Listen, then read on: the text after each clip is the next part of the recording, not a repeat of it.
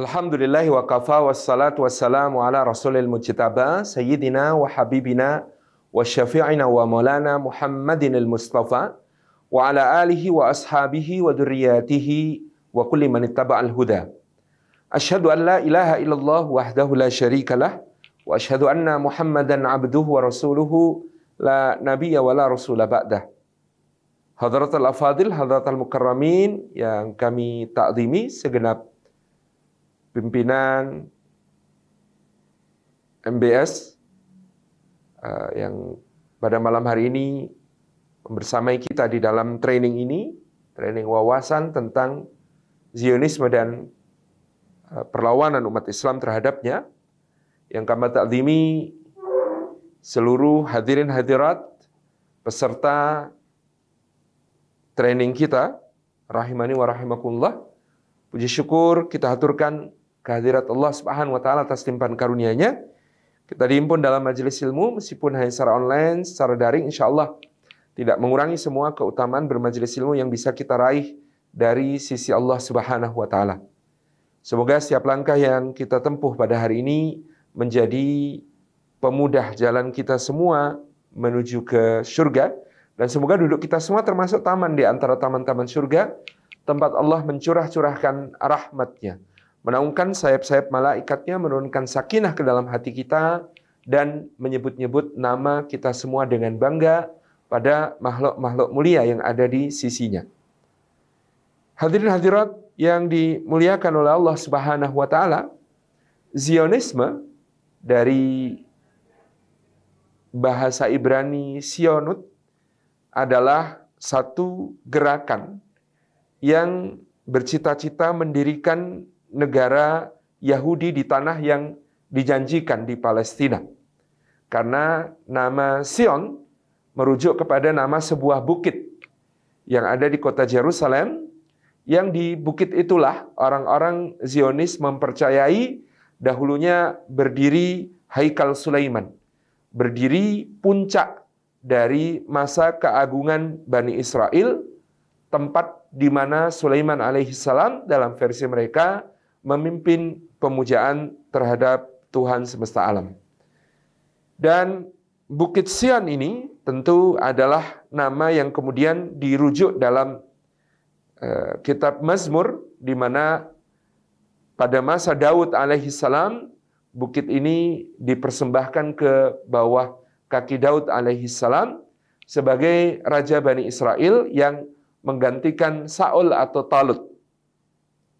Zionisme sendiri dalam agama dan komunitas Yahudi sebenarnya adalah sebuah kontroversi, karena gagasan Zionisme dianggap berawal dari suatu hal yang sangat sekuler, bukan bersifat religius.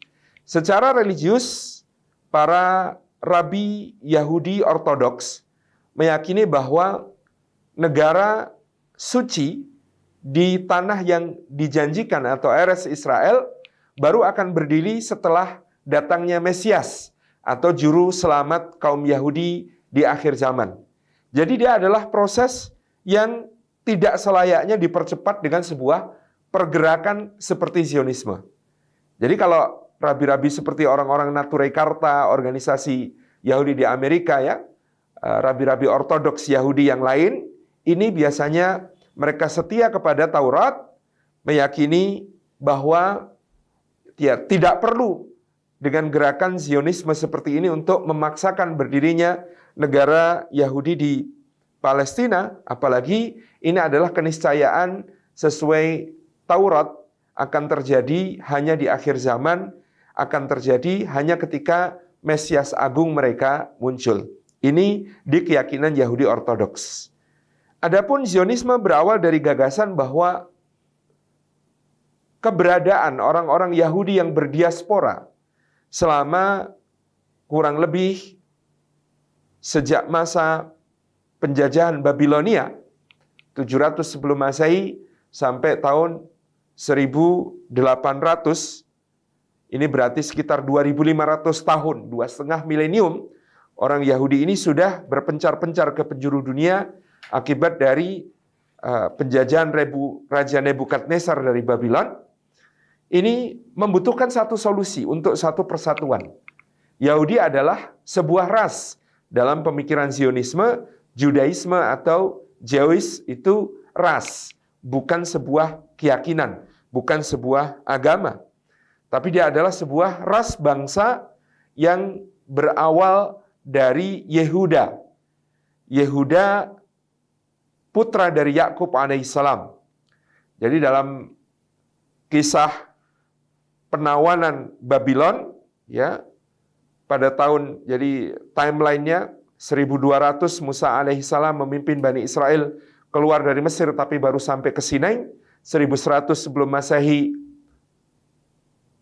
Joshua atau Yusya bin Nun memimpin Bani Israel memasuki Baitul Maqdis. Pada tahun 1000 sebelum Masehi terjadi penjajahan bangsa Filistin. Kemudian Tolut memimpin Bani Israel untuk bangkit. Pada tahun 950 sebelum Masehi, masa kekuasaan dan kejayaan Daud alaihi salam. Pada tahun 900 masa keemasan Bani Israel di bawah pimpinan Sulaiman alaihi salam. Ba'da wafatnya Sulaiman, Bani Israel menyimpang, mereka menggali tahta Sulaiman dan menemukan buku-buku sihir lalu mempelajarinya. Pada tahun 700 sebelum Masehi, Bani Israel dihukum oleh Allah Subhanahu wa taala dengan kedatangan pasukan Nebukadnezar dari Babilonia yang perkasa. Waktu itu Nebukadnezar memperbudak 10 suku Israel. Hanya disisakan suku Yehuda dan suku Bunyamin di tanah suci Palestina. Ke-10 suku Israel dibawa ke Babylon menjadi budak. 200 tahun kemudian pada tahun 500 sebelum Masehi, Cyrus the Great, Raja Persia memberontak terhadap Babilonia dan menggulingkan kekuasaan kekaisaran Babilonia dan memperluas wilayahnya ke barat. Seiring dengan itu, Cyrus the Great membebaskan suku-suku Israel yang diperbudak yang selama di penawanan Babilonia telah terjadi percampuran nasab yang mengacaukan semuanya, sehingga dipercaya suku-suku yang ada di Babilonia ini telah sulit dilacak kebenaran nasabnya. Hanya satu suku kemudian ketika dikembalikan oleh Cyrus menuju ke Palestina, mereka membelok ke selatan dan menghuni kota Yathrib, yaitu suku Lewi, yang kelak akan menurunkan Bani Qainuqa, Bani Quraidah, Bani Nadir, ya, suku-suku Yahudi di Khaybar, dan lain sebagainya. Suku-suku yang lain kembali ke Palestina, tapi mereka tidak diakui oleh suku Yehuda yang waktu itu berhasil mengalahkan suku Bunyamin dan mengusir mereka. Jadi menurut ideologi Zionisme, satu-satunya ras yang terjaga di antara suku-suku Yahudi adalah suku Yehuda. Sehingga mereka menyebut diri mereka sebagai Yahudi, yaitu keturunan Yehuda bin Yakub alaihissalam.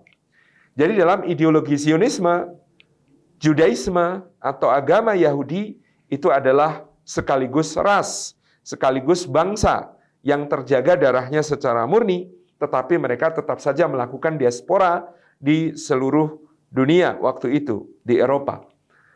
Dan kondisi orang-orang Yahudi di Eropa ini sangat memprihatinkan karena ada kebijakan, misalnya Kekaisaran Rusia melakukan pogrom atau pembantaian orang-orang Yahudi. Terjadi yang paling besar misalnya di Ukraina, yang waktu itu sekitar 100.000 orang Yahudi dibunuh.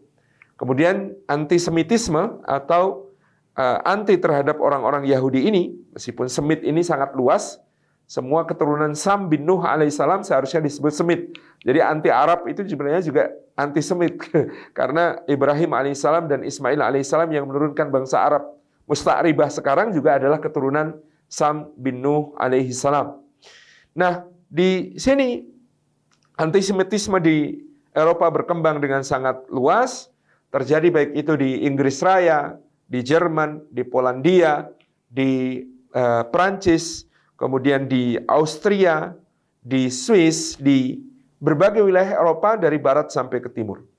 Sehingga logika Zionisme adalah bangsa Yahudi adalah sebuah bangsa tanpa tanah air. Sedangkan tanah suci Palestina adalah tanah yang dijanjikan sebagai Eretz Israel untuk orang-orang Bani Israel. Maka itu yang paling tepat untuk menjadi tanah suci mereka.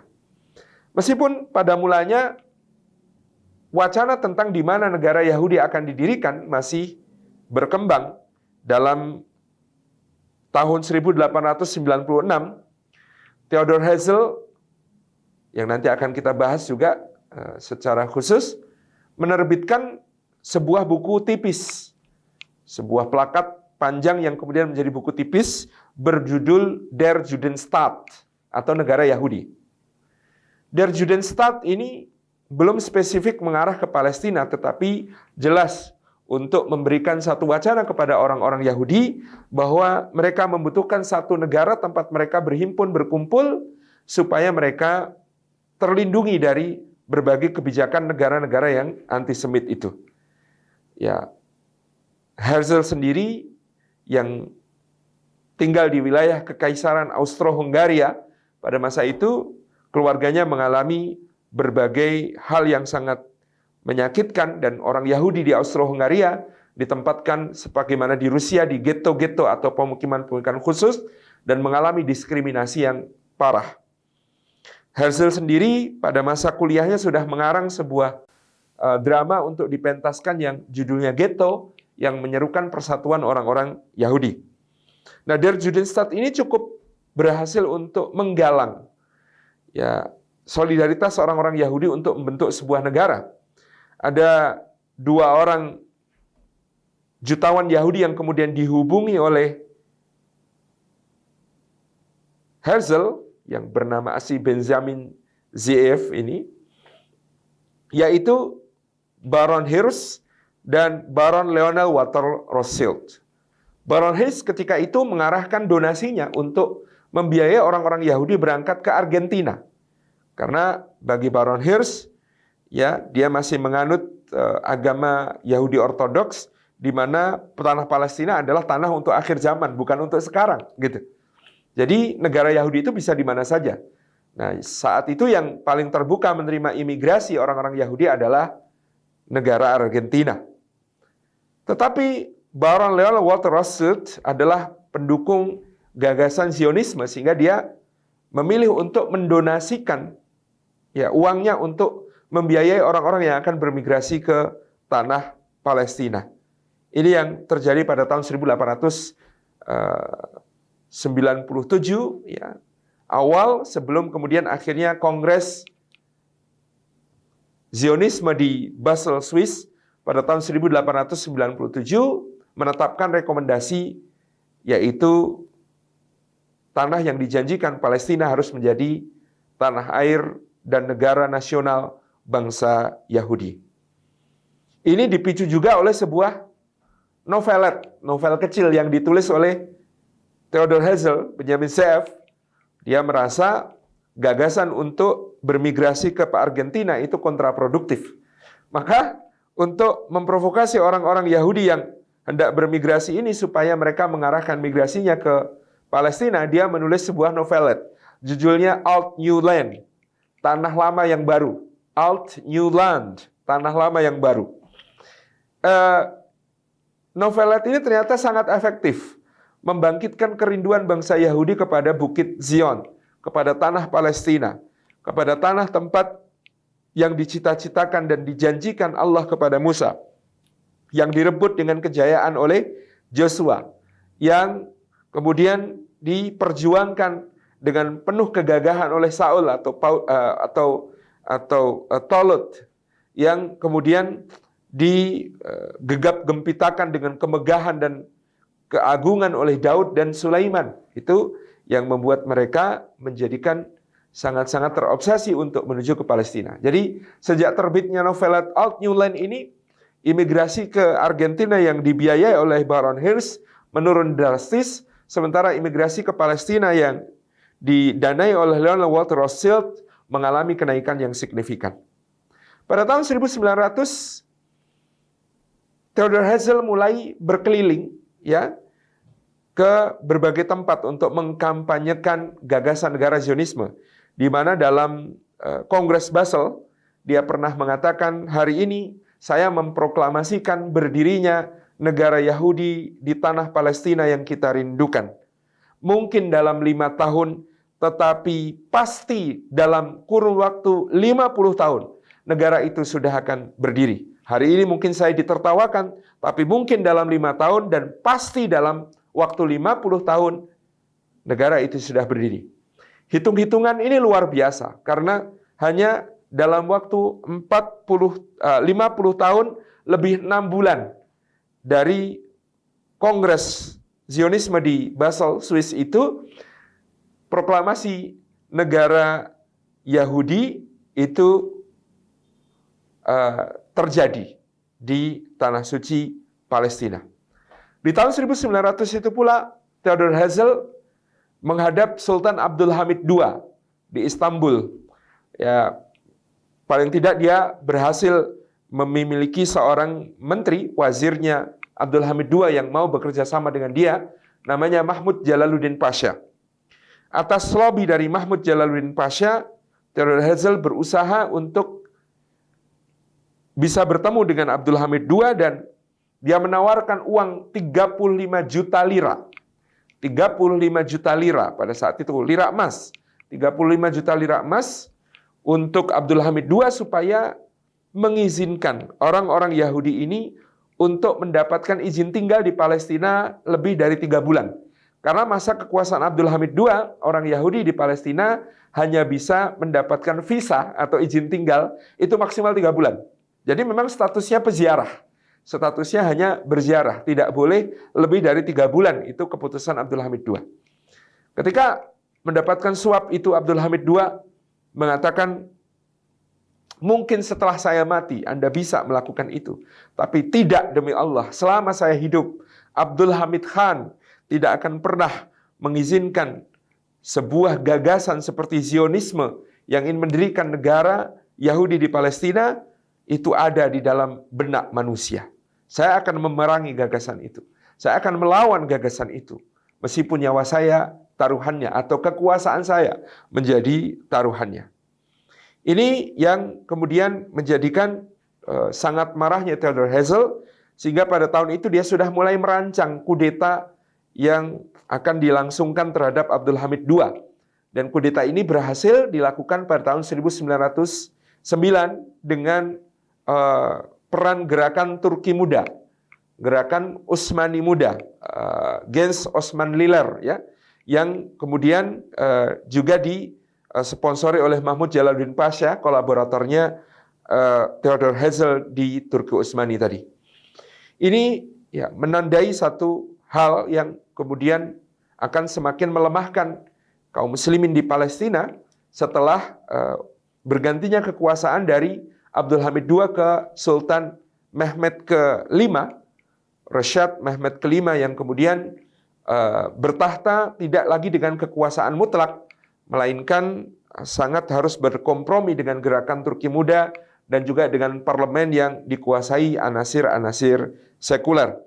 Dari tahun 1909 hingga tahun 1918, Mehmed V semakin dikurangi berbagai kekuasaannya, terlebih nanti akan menjadi sebuah hal yang sangat memilukan ketika Turki Utsmani kalah dalam Perang Dunia Pertama karena berada di pihak Jerman dan Austro-Hungaria. Jadi berada di blok Triple Entente, ya, atau persekutuan 3 kekaisaran besar, yaitu Kekaisaran Austro-Hungaria, Kekaisaran Jerman, dan Kekaisaran Turki Utsmani. Ketiga kekaisaran ini akan terhapus setelah Perang Dunia Pertama. Bahkan salah satu pemenang Perang Dunia Pertama, yaitu Kekaisaran Rusia, juga nanti terhapus dari sejarah, digantikan oleh revolusi Bolshevik. Satu-satunya kerajaan yang terlibat dalam Perang Dunia Pertama dan kemudian eksis adalah Kerajaan Inggris Raya pada saat itu di Eropa, gitu ya. Nah, kembali kepada apa yang kemudian diupayakan oleh Theodor Herzl.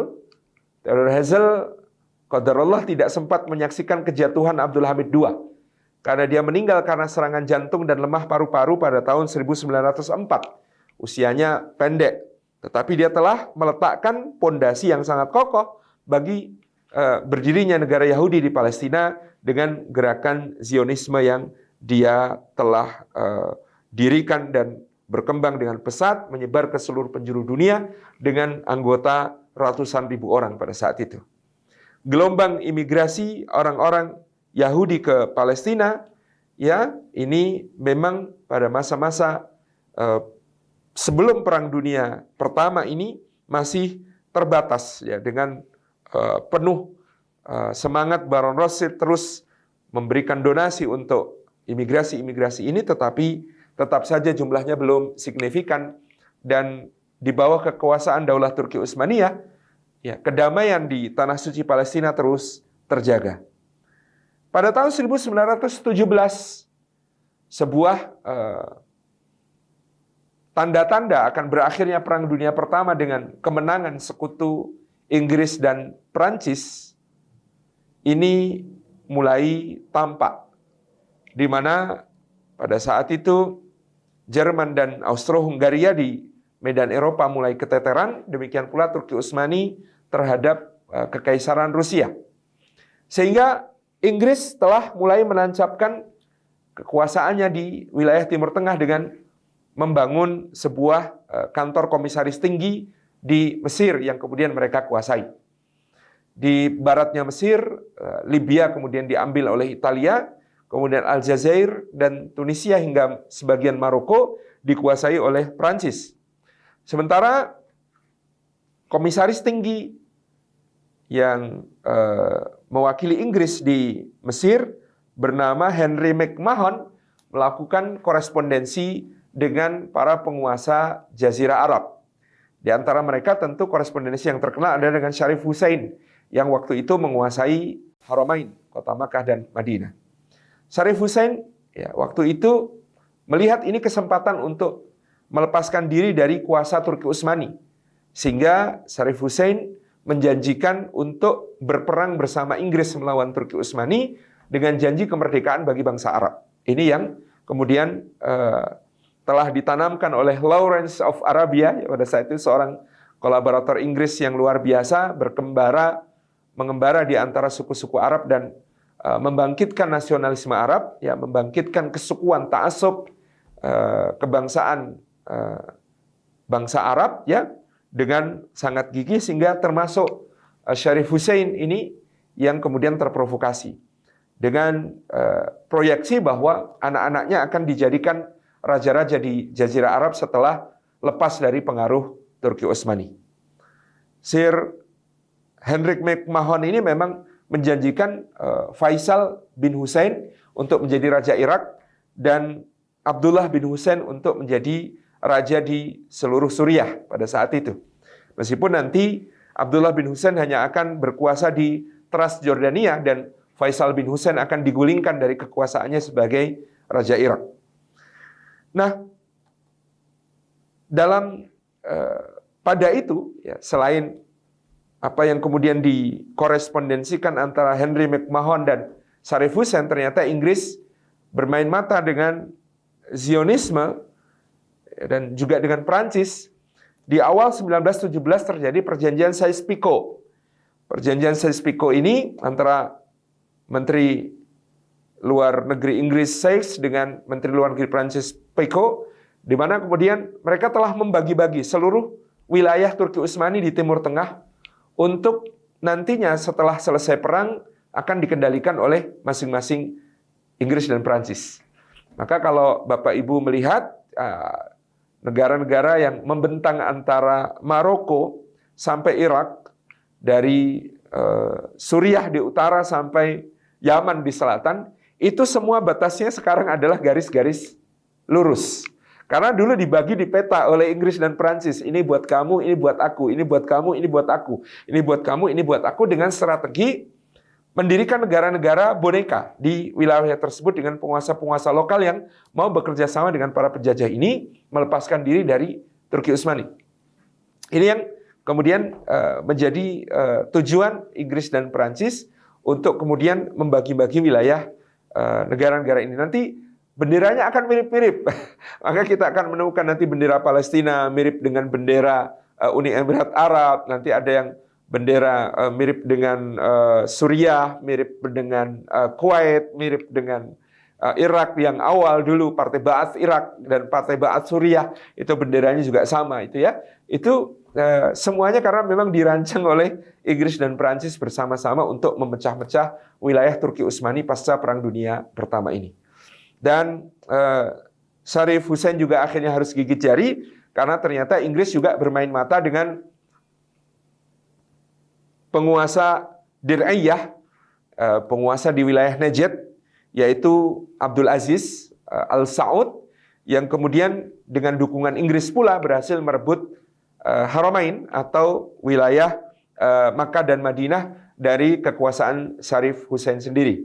Sehingga tujuan Inggris untuk memecah-mecah ini berhasil.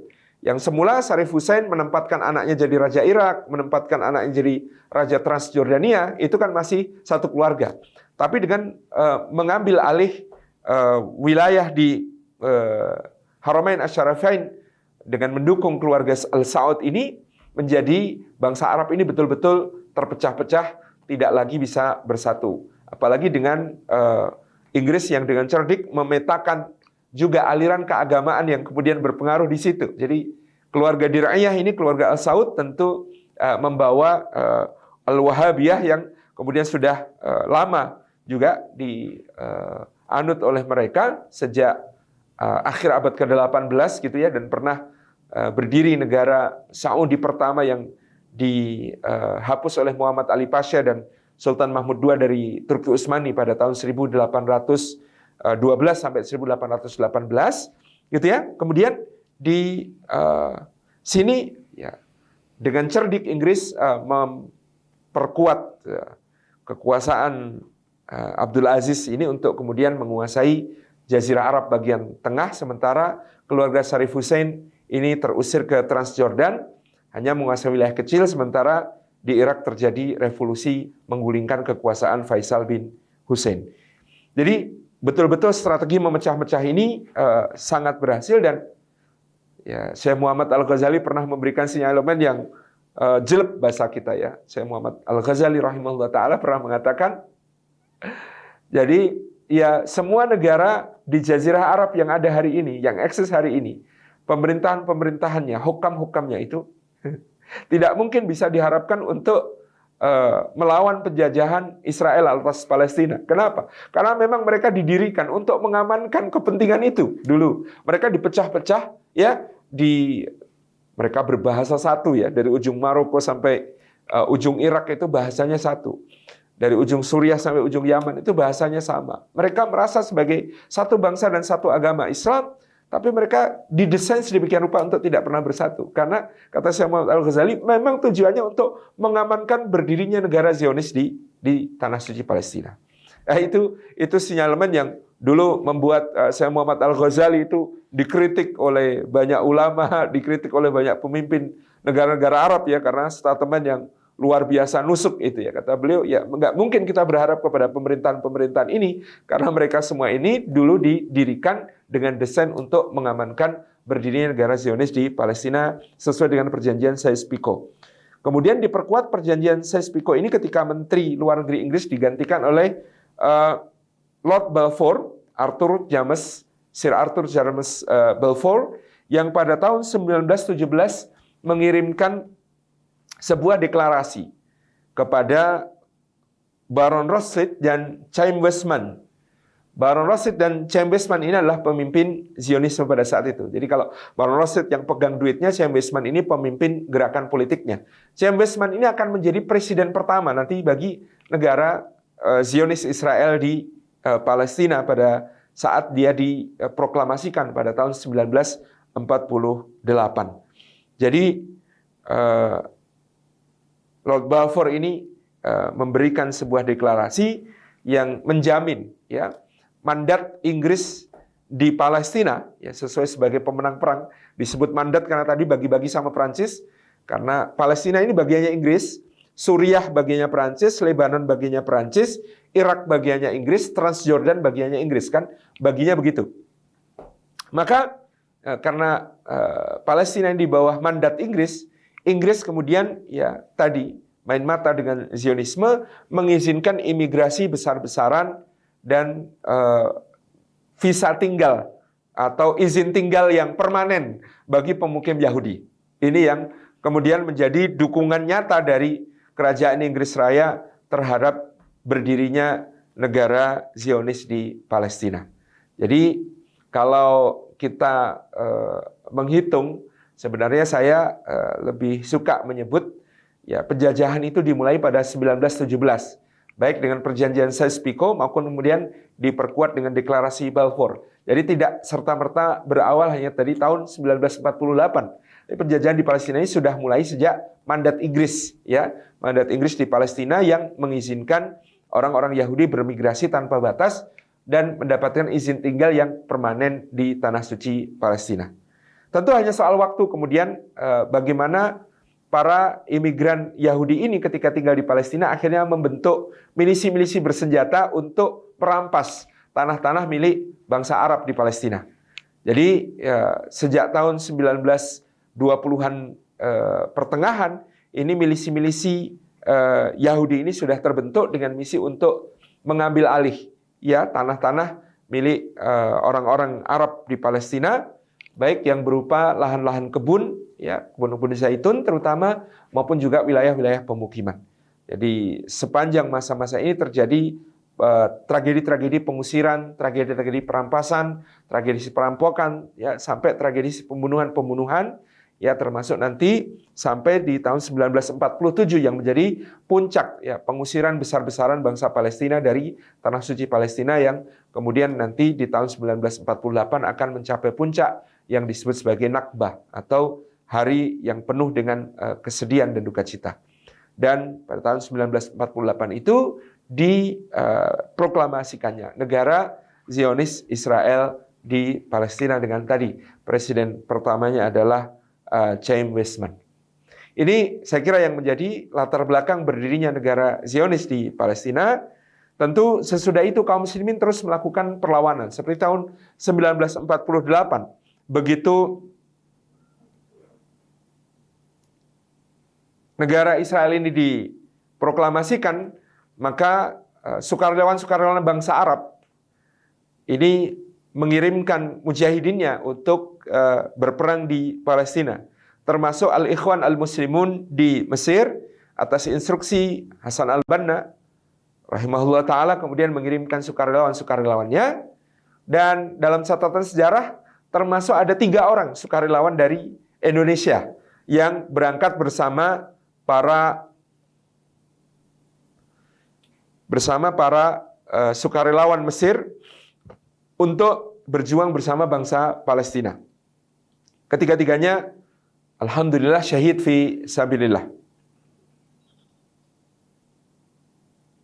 Namun lagi-lagi pengkhianatan terjadi di mana sukarelawan ini kemudian atas tekanan Inggris begitu pulang ke negaranya, pulang ke Mesir, ya, itu justru ditangkap dengan tuduhan berbagai macam pelanggaran perbatasan, pelanggaran kepemilikan senjata. Ya kalau sekarang gampangnya dituduh menjadi teroris begitulah, dan termasuk pada tahun 1948 itu pula Hasan Al-Banna sebagai pemimpin Al-Ikhwan Al-Muslimun ini dibunuh di jalanan kota Kairo dalam keadaan anggota-anggota dari Al-Ikhwan Al-Muslimun sedang memenuhi penjara-penjara Mesir, ya tadi karena mereka pulang dari sukarelawan di Palestina justru ditangkap oleh aparatur militer dan polisi Mesir sendiri.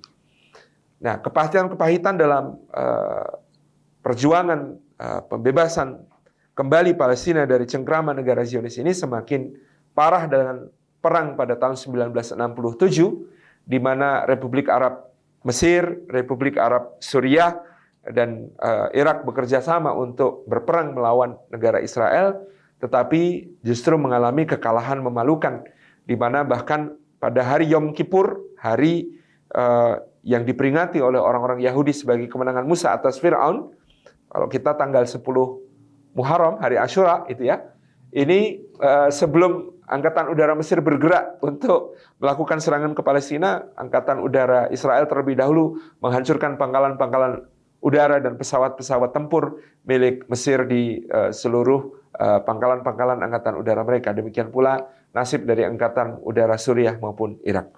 kekalahan yang memalukan ini ya terulang pada tahun 1978 dan sampai sekarang ya kita tidak lagi menjumpai negara Arab yang memiliki keseriusan di dalam upaya untuk menolong saudara mereka di Palestina, kecuali tentu dalam bentuk bantuan-bantuan kemanusiaan yang sifatnya insidentil dan temporer. Namun tentu kita memberikan apresiasi yang luar biasa kepada negara-negara seperti Qatar, negara-negara seperti Kuwait, negara-negara seperti Turki yang kemudian telah memberikan, dan jangan lupa Indonesia dalam memberikan sokongan kepada perjuangan Palestina baik secara diplomatik maupun juga secara kemanusiaan. Nah, pada tahun 1987 saya Ahmad Yasin ya, sebelumnya pergerakan perlawanan Palestina didominasi oleh front perlawanan yang disebut sebagai PLO atau Palestine Liberation Organization yang memiliki pemimpin yang sangat karismatik ya, Syekh Ahmad Yasin ya, Abu Ammar ya, panggilannya Abu Ammar, Yasser Arafat ya, panggilannya Abu Ammar. Abu Ammar Yasser Arafat ini ya kemudian kita kenal sebagai presiden pertama otorita Palestina yang dengan kegiatan luar biasa memang dalam perjuangan bersenjata, tapi kemudian terjebak dalam dialektika perdamaian ala Amerika dengan perjanjian Camp David ya, yang kemudian antara dia dengan Yitzhak Rabin, sementara Yitzhak Rabin sendiri dibunuh di dalam negeri Israel oleh kalangan Zionis ekstrim dan tidak menghendaki perdamaian, dan terkatung-katung ya, upaya-upaya perdamaian itu sampai hari ini, bahkan jauh setelah kematian Yasser Arafat ya dan juga Yitzhak Rabin. Ahmad Yasin pada tahun 1987 membentuk gerakan Hamas, Harakatul Muqawamah Al-Islamiyah, yang pada waktu itu beliau diajak oleh para pejuang yang lain. Gerakan perlawanan kok kegiatannya ngaji. Gerakan perlawanan kok kegiatannya sholat berjamaah di masjid. Gerakan perlawanan kok kegiatannya baca tafsir dan hafalan Quran. Tetapi beliau istiqomah membangun Harakatul Muqawamah Al-Islamiyah, sampai kemudian kader-kader Syekh Ahmad Yasin ini yang menginisiasi Intifadah Al-Aqsa, ya, perlawanan dengan batu yang kemudian menjadi sebuah gejala perlawanan baru yang menyala di tengah-tengah rakyat Palestina. Rakyat Palestina selalu kemudian percaya mukawamah atau gerakan perlawanan sebagai sebuah upaya nyata untuk menuju kepada kemerdekaan dan tidak kemudian kepada perdamaian-perdamaian semu yang diupayakan oleh Barat dengan solusi dua negara dan lain sebagainya yang sampai sekarang tidak jelas ke arah mana, kecuali semakin memperkuat posisi Israel dan bagaimana Israel sebagai sebuah negara melakukan terorisme negara dengan terus terjadinya perampasan tanah-tanah Palestina ya, dan semakin menyempitnya wilayah Palestina hingga tersisa hanya di tepi barat dan jalur Gaza seperti yang kita kenal sekarang.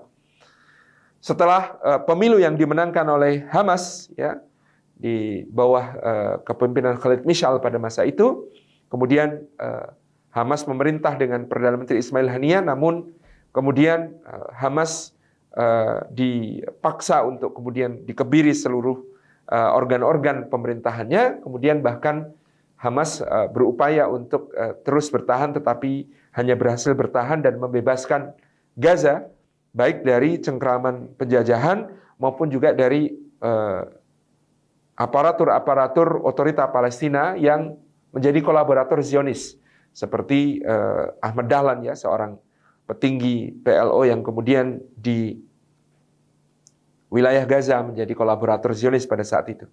Gaza berdaulat di bawah kepemimpinan Hamas, tapi kemudian diblokade dari dunia luar, diembargo, dan kemudian menjelma menjadi sebuah penjara raksasa ya, dalam wilayah yang sangat kecil, hanya sebuah strip ya, Qita'u Gaza ya dalam bahasa Arab ya, yang